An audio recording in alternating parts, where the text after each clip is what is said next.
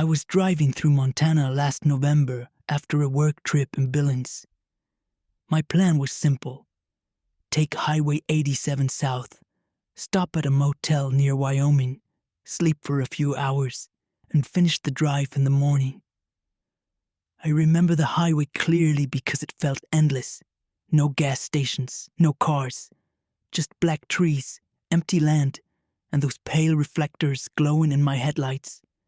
It was freezing outside. Around midnight, snow started falling lightly. My phone had almost no signal, but my GPS still worked. At least I thought it did. Around 1:40 a.m., my GPS screen suddenly flashed black for a second. Then a new route appeared. Turn left in 5 miles. I frowned because I hadn't touched anything. My route to Casper was still visible underneath, but now there was a blue line leading somewhere else. I figured it was rerouting because of weather. Then the voice said something strange. Continue to destination. Not your destination, just destination. I tried canceling it, but the screen froze. The map zoomed farther into the mountains west of the highway. There wasn't even a road marked there. I laughed nervously to myself. I remember saying out loud, very funny. The GPS volume suddenly got louder. Turn left in 1 mile. That was when I noticed something else. The outside temperature on my dashboard read 13 degrees. 2:13 a.m. Exactly. At that moment, every light inside my truck flickered once. My radio filled with static, and the GPS said, "You're almost home." I felt my stomach drop. I had never driven through Montana before in my life. I grabbed my phone to restart the GPS app, but there was no signal now. None at all. Just one frozen bar. Then I saw the turn. It was dirt road cutting between 2 hills.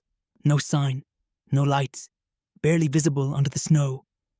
The GPS kept repeating, "Turn left, turn left, turn left." I should have ignored it. I know that now. But something about being alone out there messes with your head. After hours of darkness, you stop thinking normally. The GPS sounded calm, human, certain, and I was tired, so I turned.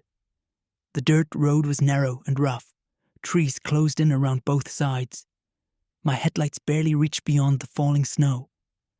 After maybe 10 minutes, I saw something ahead. A house, 2 stories. White paint peeling off. No lights anywhere. But there were cars parked outside. Old cars. Rusted. Half buried in snow.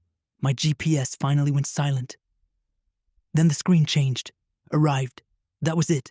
No address. No business name. Nothing. I sat there with the engine running, staring at the house.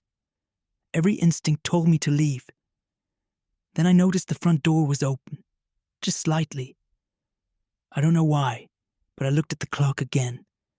2:13 a.m. The time hadn't changed. My dashboard clock was frozen. Then my headlights swept across one of the parked cars, and I saw the license plate, Texas, the same state as mine. I suddenly noticed something worse. The car looked exactly like my truck. Same color, same cracked rear bumper. I stepped out into the snow before I could stop myself. The cold hit me instantly. My boots crunched as I walked toward the parked vehicle. The closer I got, the harder it became to breathe. Because it was my truck. Same stickers on the back window. Same dent near the tailgate. Even the same coffee cup sitting inside. But the truck was old. Rusted badly. The tires flat. Like it had been sitting there for years. Then I looked through the driver's side window. There was a skeleton inside, wearing my jacket. My phone buzzed in my pocket so suddenly I nearly screamed. One text message. Unknown number.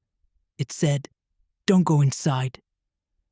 At that exact second, I heard footsteps moving slowly across the wooden floor inside the house. Not running, Not hiding, just walking toward the front door. I jumped back into my truck and slammed the locks down. The engine struggled before roaring alive. As I reversed, my headlights hit the front porch. Someone was standing there. A man. Tall. Thin. Wearing my face.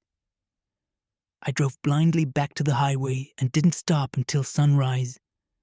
Police searched the area later that week. They told me there was no house anywhere off that road. No dirt path either.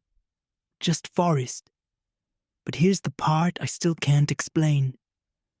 3 months later, I got a package with no return address. Inside was a printed photograph.